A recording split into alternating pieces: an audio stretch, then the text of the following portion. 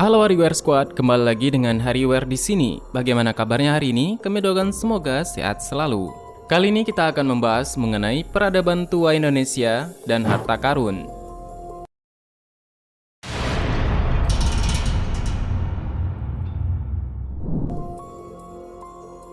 Sejarah menegaskan peradaban Bekasi jauh lebih tua dibandingkan kota atau kabupaten yang ada di Pulau Jawa. Kabupaten Bekasi ternyata kini menginjak umur yang ke-4519 tahun. Menurut arkeolog Belanda Robert von Hein, temuan arkeologis Bekasi dimulai dari peradaban di Kampung Buni, Babelan, yang umurnya diperkirakan mencapai 2500 sampai 1500 sebelum Masehi. Hal ini cukup mengejutkan karena di tempat lain di belahan dunia terdapat temuan yang mengejutkan juga bahwa ditemukan adanya cuneiform dari Sumeria yang telah ada sekitar 2600 sebelum Masehi. Dan tahukah kita bahwa cuneiform tersebut merupakan suatu sistem tulisan yang paling kuno yang pernah diketahui oleh sejarah sejauh ini. Maka dari itu, setelah sistem tulisan ini diciptakan, akhirnya manusia mampu mencatat sejarahnya hingga sekarang. Itu artinya, umur dari cuneiform dari Sumeria ini dan peradaban yang ada di Kampung Buni itu hanya berjarak sedikit dan rentang abadnya hampir sama. Sekitar 2500 dan di Sumeria ditemukan sekitar 2600 sebelum Masehi. Di sisi lain, antara tahun 2500 dan 1500 sebelum Masehi, ada juga suatu kebudayaan yang tinggi yang pernah dicapai di India dengan lokasi di hilir bawah Indus, yaitu di negara-negara Mohenjo-daro dan Harappa. Bagi penduduk di zaman India kuno, pada saat itu, Sungai Indus dikenal sebagai Raja Sungai. Adapun sebutan dalam bahasa Sanskertanya adalah Sindhu, artinya samudera atau perairan besar. Sama halnya dengan lembah Nil, Yufran, dan Tigris. Makanya lembah Indus menjadi palungan peradaban awal di dunia. Itu sedikit pengetahuan mengenai peradaban kuno yang ditemukan dengan rentang abad sekitar 2500 sampai 1500 sebelum Masehi. Sedangkan kembali lagi kepada Nusantara, khususnya di Bekasi ini, dan nama Bekasi sendiri muncul dari kalimat Candrabaga yang memiliki arti bagian dari bulan, sebagai penegasan betapa berharganya Bekasi bagi siapapun yang berpijak di atasnya. Sejarawan Bekasi sekaligus penulis buku sejarah Bekasi yang bernama Endra Kusnawan menyampaikan, dahulunya Bekasi sejatinya adalah rawa dan pesisir pantai yang menghampar. Bahkan peradaban Buni adalah peradaban maju yang dibuktikan dengan adanya emas yang ditemukan di kawasan Buni tersebut. Di dalam kisahnya, Buni merupakan pesisir Bekasi yang merupakan surga berlabuhnya para penjelajah masa lampau, dan transaksi di Buni ini membuktikan Bekasi adalah pesisir yang terbilang maju terutama yang ada di Pulau Jawa.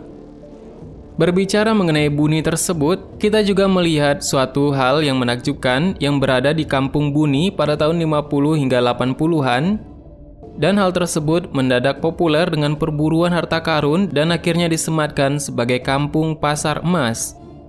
Kisah tersebut ada pada tahun 1950-an, yaitu pada tahun 1958. Berawal dari seorang petani yang hendak membuat saluran air untuk mengairi sawahnya. Kemudian tanpa sengaja petani tersebut melihat benda berkilau dan ternyata benda itu adalah emas. Merasa tidak percaya dengan apa yang ditemukannya, akhirnya ia langsung memeriksa benda temuannya tersebut ke penjual emas.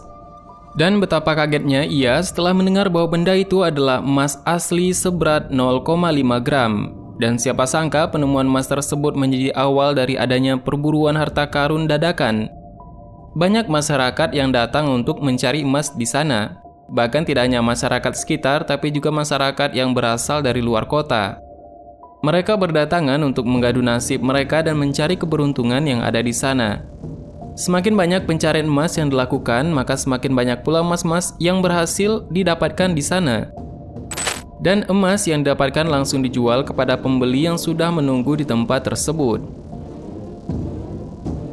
Dan ada hal yang lebih misterius lagi, selain banyaknya penemuan emas di sana, banyak warga yang juga menemukan tulang manusia serta perhiasan yang terkubur di bawah tanah. Perhiasan yang ditemukan diantaranya berbentuk manik-manik, cincin, topeng, dan mahkota. Dan atas penemuan tersebut terkuak sebuah sejarah yang telah lama terpendam. Dan semua barang-barang ditemukan merupakan peninggalan dari kerajaan Segara Pasir dan Tarumanegara yang kini dikenal dengan nama Situs Buni.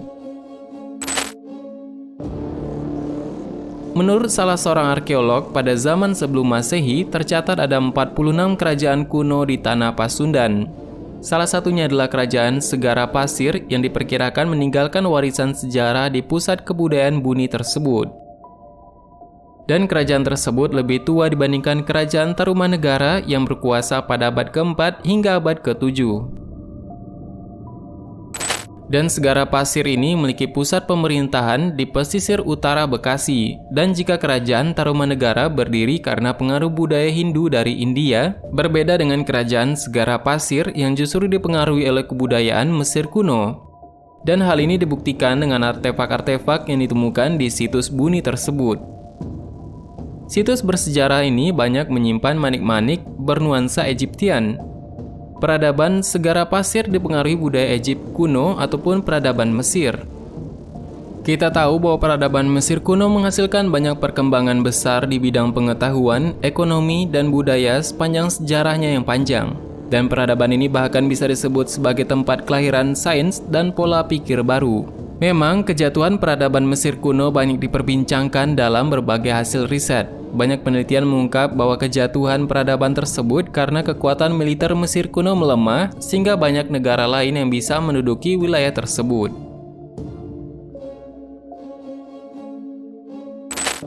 Mungkin itu dulu pembahasan kita mengenai situs Buni yang sangat misterius dan menakjubkan yang ada di Nusantara. Semoga bermanfaat.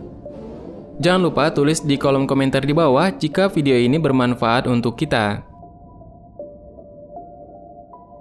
Bagaimana menurut tambahan? Silahkan berikan tanggapan dan tulis komentar di kolom komentar di bawah. Sebenarnya sangat banyak hal yang belum akan kita bahas. Tetap nantikan video selanjutnya dengan tombol subscribe dan klik ikon lonceng yang berada di sebelahnya. Terima kasih sudah menonton hingga akhir video ini. Kami doakan semoga sehat selalu. Sampai jumpa lagi.